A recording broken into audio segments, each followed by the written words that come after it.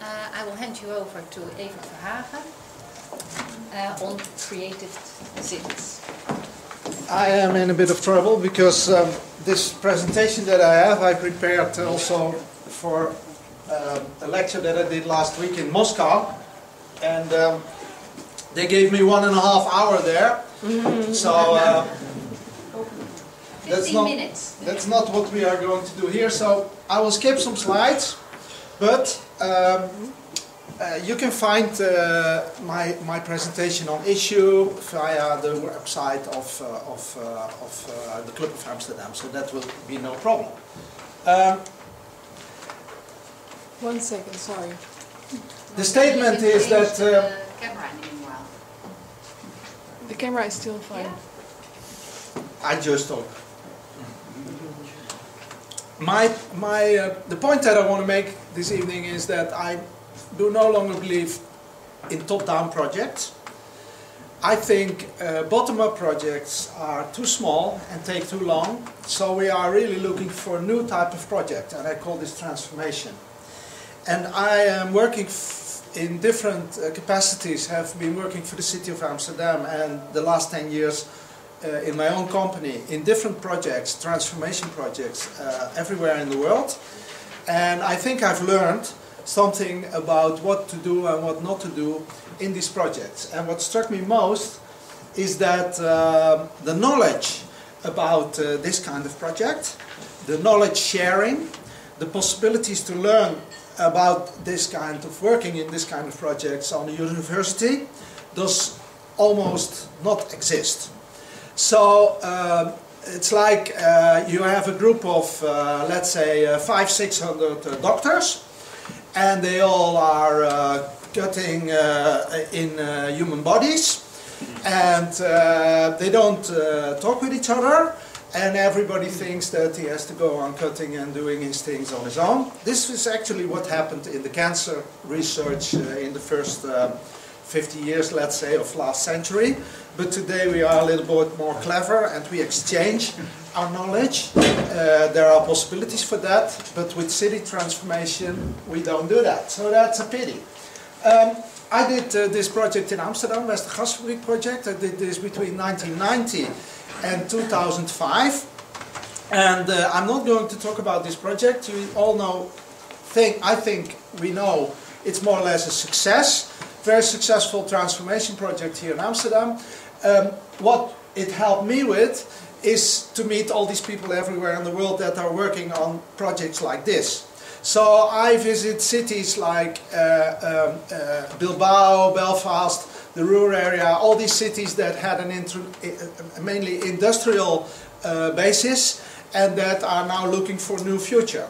And what is that future going to be? How are we going to survive? How are we going to reuse our roads, our resources, everything that we have? If you think about the Ruhr area where 12 million people lived in an enormous conglomerate of cities, and you understand that the economic basis is going away and they have to find new economy, then it's an enormous challenge to find a reuse for that area, because it's a waste of energy and a waste of everything to start at some other place all over again. And I think you are all thinking we shouldn't do that, but this is exactly what is happening in Detroit at this moment, where there is no agenda to reuse that city, to reshape that city, and where the city completely collapses. So, Westergasfabriek project I did. And I organized a conference there, Creativity and the City, because I was thinking we need to share some knowledge, and we also need to think about the future, and the future at that moment was the creative city. Now, I don't think that every city should be creative, but the word creative in this context could be, you could say it's the integral city. It's, in fact, the transformed city after the industrial city. So what are we going to do with our cities? The word could be creative. I don't like it that much, but anyhow, in this conference I met something like 20-30 experts from all over the world, and I'm still working more or less with this group of people on these subjects. After Westergas, I went to Casablanca, Morocco, and in my practice, when I come in a city and I see a project, and I talk to people who are working on this kind of transformation projects in cities, they always think that Amsterdam is heaven. You know what I mean? They think, yeah, it's easy for you to say all these things because you come from Amsterdam. And there's everything possible. You know, there's money, there are nice people, the politics are good, everything is okay there. They don't know that it's an enormous hard work. 15 years is a lot of time, and when I talk about Westergasfabriek, I can tell you there was a lot of real shit happening there before this project really came. In the ground and everywhere. and so it's hard work, and it's hard work everywhere. But in Casablanca this becomes much more clear than in any other place. So I want to talk a little bit about Casablanca, because Casablanca is a typical city for the third world. It's in the north of Africa. There's 5 million people. 50% of these people is younger than 18 years. When I go out in the street in Casablanca, I cannot walk alone, because I will always be approached by someone. When it's a woman, she wants my money and give me something back. When it's a man, he only wants my money. So I cannot walk alone there. There is nothing to go to. There is a suburban life, but you need friends to see that, to go there. In Casablanca is an abattoir, 20,000 square meters, beautiful buildings built in the 30s, and I was invited by the mayor of Casablanca to rethink that abattoir. So what I did was tell the mayor, and I will tell this very shortly. The mayor of Casablanca, they go to Paris because they speak French for reasons, anyhow. They speak French, they go to Paris, they invite an architect, the architect makes a plan, the plan costs 26 million. He asks me, how am I going to get 26 million? I said, Mayor, please, the question is not how to get 26 million, the question is what are you going to do in that abattoir when it's transformed? What is the program? What is your idea? No idea. No idea at all. Yeah, we could do a hotel, we could do some meeting spaces, we could build a theater.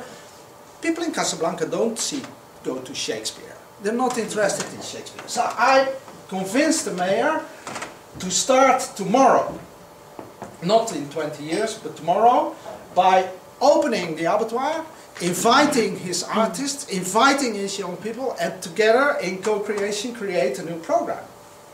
This is what they did 4 years ago, and the challenge is, the problem is, the king doesn't like it, the conservatives don't like it, the creatives in Casablanca, among these 50% of 18 years around, they find their way. If they don't find their way to Toronto, Amsterdam or anywhere else, they will go on a boat, but they will find their way. But the guys who don't have those possibilities stay behind.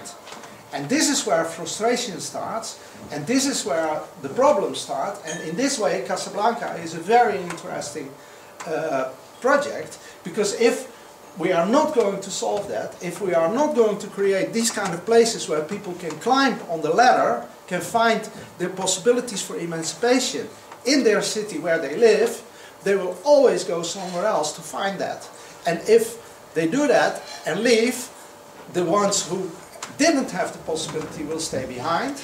And for me, it's about people. It's not about climate or sustainability. It's also about that, but it's most about people.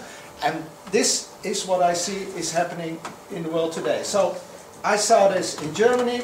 I see some project. I will go very fast here because, and then I want to talk a little bit about this, because the point is, we have 4,000 cities in this world with more than 100,000 inhabitants. And these are the ones with the 100 biggest ones. And we all know that. Like Tokyo, New York, we know that. But I'm interested in the 3,900 other ones. Because we don't see only the cities growing, we see the metropoles growing, and other cities we see shrinking. So for me the big question is, on the one hand I think we have to accept that more and more people will live in cities, and that it's also a good thing. Because in this way we can solve a lot of problems in this world. If we can make our cities sustainable and working, then we can make this world sustainable and working, and we don't destroy all the land everywhere, but we concentrate it in certain places. And I also think that it's good to do this in cities, because these are the places that give us our identity, and we can directly act instead of going to the EU or going to the government or going. Cities offer us the possibility to act directly. And 3 more minutes. Mayors in the world have a very good are actually doing the job much better than governments. So for instance, Lagos in Nigeria is a reasonably working city, while the country is not. So there's a very interesting, this is a very interesting point I want to make. And the other point I want to make regarding these cities is that in 2050, 75% of the world population will live in cities. If we like it or not, this is what's happening. Lagos and Istanbul at this moment, and it's also funny that Facebook, I read that today in an article, Facebook is at this moment the best means to find out about migration, because they know most about most people in the world, except China, where there's also very big growth of cities, but for the rest of the world they know exactly how many people move from outskirts to cities. That's unbelievable. So the last thing for the 2 minutes I want to say is that I started to ask myself the most important question is how to make your project, and in this context of course also how to make your city attractive. And I told you a little bit that I was into this creative city type of thinking, and I started to think it's not about creativity alone, it's about the combination of 3 things. It's the identity, where do you come from? It is the functionality, does everything operate okay? And it's the creativity. What can we expect? Is there something going to happen? Is there something special? And I always try to explain this by telling people, when you go on a holiday and you talk about your next holiday destination and your friend asks you why you are going there, you will usually say something about the history of that place, what makes it interesting for you. And you will say, yeah, you have a good hotel and the roof is not leaking and the water is from the tap and the electricity. And of course the Wi-Fi has to work, so the functionality is very important. And of course there is something special that makes it worthwhile for you to go.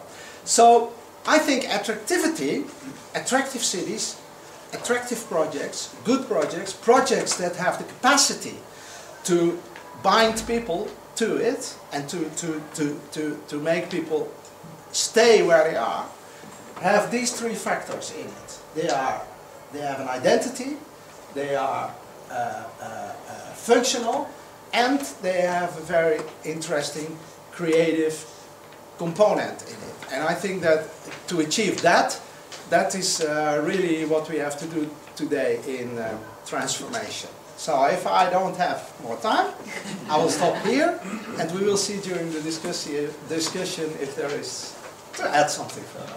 Thank you. Thank you.